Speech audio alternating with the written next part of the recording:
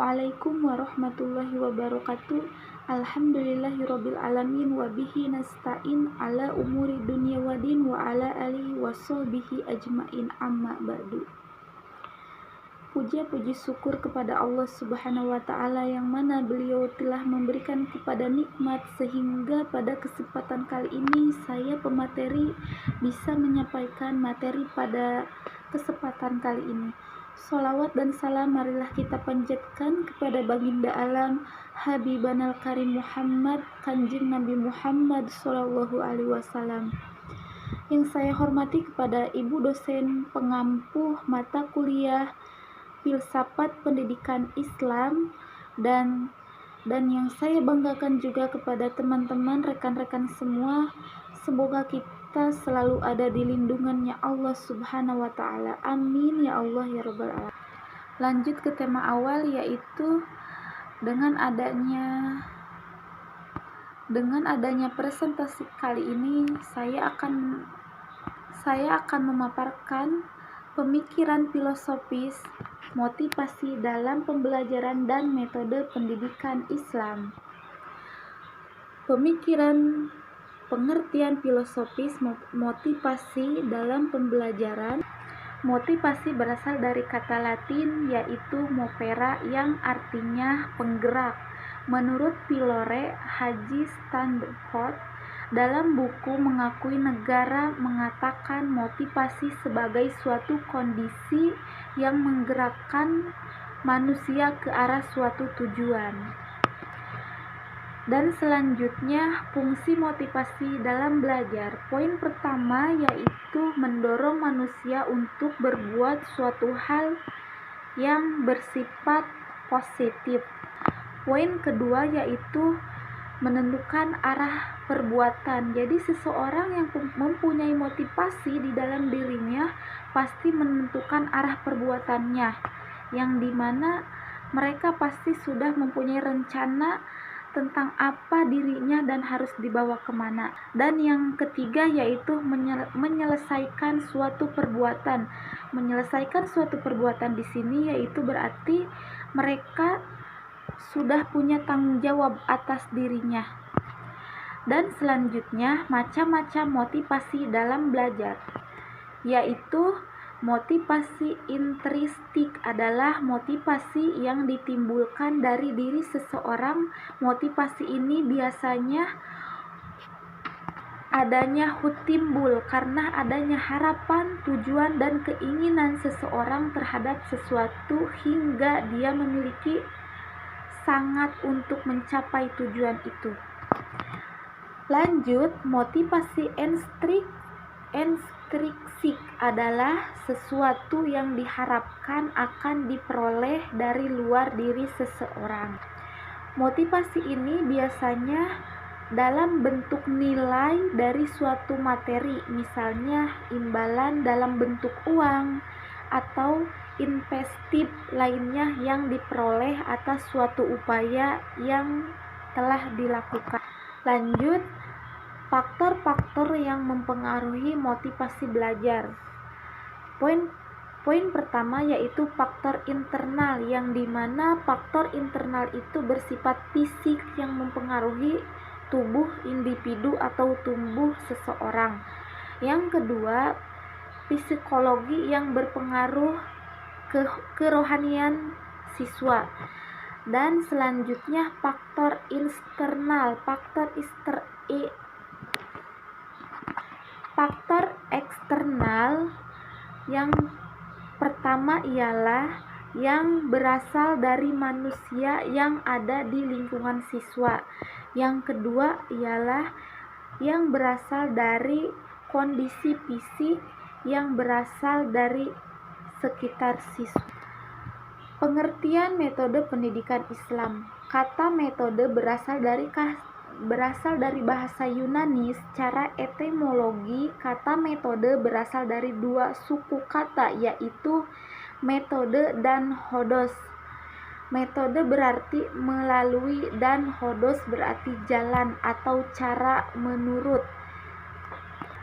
Seperti dalam karangan Ahmad Hussein Al-Likhani Metode adalah langkah-langkah yang diambil seseorang pendidik guna untuk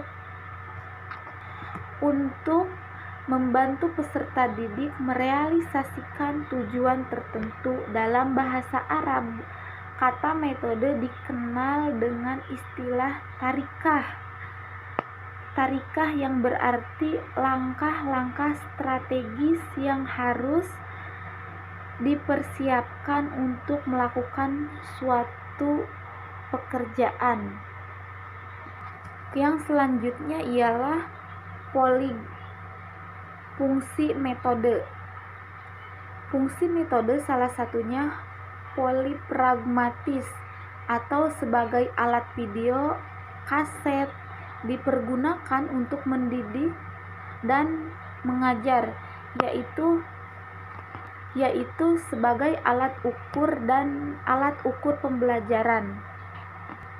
Yang kedua, fungsi dari metode ialah monopragmatis. Alat yang digunakan hanya satu bidang seperti akuarium, yaitu alat yang digunakan hanya satu bidang seperti akuarium atau alat pembelajaran kimia. Selanjutnya, asas-asas umum metode pendidikan Islam. Poin pertama yaitu asas religius. Poin kedua, asas psikologi. Poin ketiga, asas biologi. Poin keempat, asas sosiologi. Prinsip metode pendidikan Islam. Yang kesatu ialah prinsip kemudahan, dan poin kedua prinsip berkesinambungan. Lanjut, yang ketiga prinsip fleksibel dan dinamis. Metode menurut para ahli yaitu seperti Al-Ghazali dan Ibnu Khaldun. Seperti yang dikatakan oleh Ibnu adalah yang bersifat psikologis. Misalkan mengajarkan Al-Quran kepada anak harus diakhiri setelah mengajarkan bahasa Arab dan sastra atau berhitung, karena bagi anak mempelajari Al-Quran lebih suka daripada bahasa Arab dan berhitung, meskipun kebiasaan umum pada saat itu tidak menyetujuinya. Dan ada halnya yaitu kemungkinan anak mudah tergoda untuk mengabaikan pelajaran. Sedangkan menurut Al-Ghazali, seorang pendidik agar memperoleh sukses dalam tugasnya harus menggunakan pengaruh serta cara yang tepat arah. Dan dalam masalah pendidikan, Al-Ghazali sangat menekankan pengaruh pendidikan terhadap anak didik. Misalkan di dalam kitabnya Al-Ihya Ulumuddin Juz 3, Al-Ghazali mempengaruhi antara lain bahwa metode untuk melatih anak adalah salah satu dari hal-hal yang amat penting. Oleh karena itu, bila ia dibiasakan dengan sifat-sifat yang baik, maka akan berkembang dengan sifat-sifat yang baik pula. Macam-macam metode pendidikan Islam, yaitu metode teladan. Yang kedua, metode pembiasaan diri atau membiasakan diri dengan hal-hal yang baik, atau sebagian orang tuanya mencontohkan kepada anak-anaknya supaya berbuat baik dalam hal yang positif. Dan yang ketiga yaitu metode nasihat atau menasehati dengan cara kelembutan atau menyesuaikan dengan karakter anak tersebut. Dan yang terakhir yaitu metode diskusi. Ini biasanya ketika seseorang atau seorang anak atau peserta didik melakukan suatu kesalahan, yaitu poin pertama untuk memecahkan masalah tersebut yaitu dengan cara mendiskusikan supaya tidak ada selisih paham di antara dua belah pihak.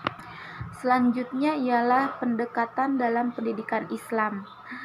Pendekatan yaitu dengan cara pendekatan pengalaman, pendekatan emosional, pendekatan fungsional, pendekatan pembiasaan, pendekatan rasional, dan yang terakhir ialah pendekatan ketauladanan. Kesimpulannya ialah dari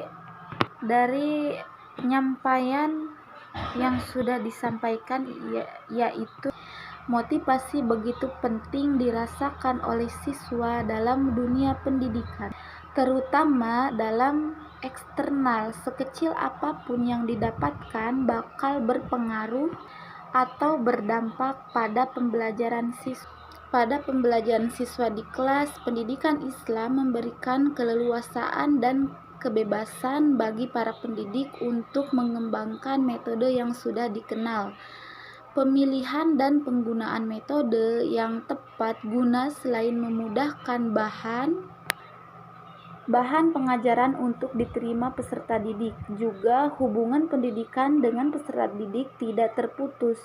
Hubungan yang demikian itu sangat penting untuk membina karakter peserta didik yang harus dihormati dan dimuliakan. Cukup sekian yang bisa saya sampaikan. Mohon maaf bila ada kalimat dan kata yang kurang tepat dalam materi kali ini. Mohon maaf yang sebesar-besarnya. Wassalamualaikum warahmatullahi wabarakatuh.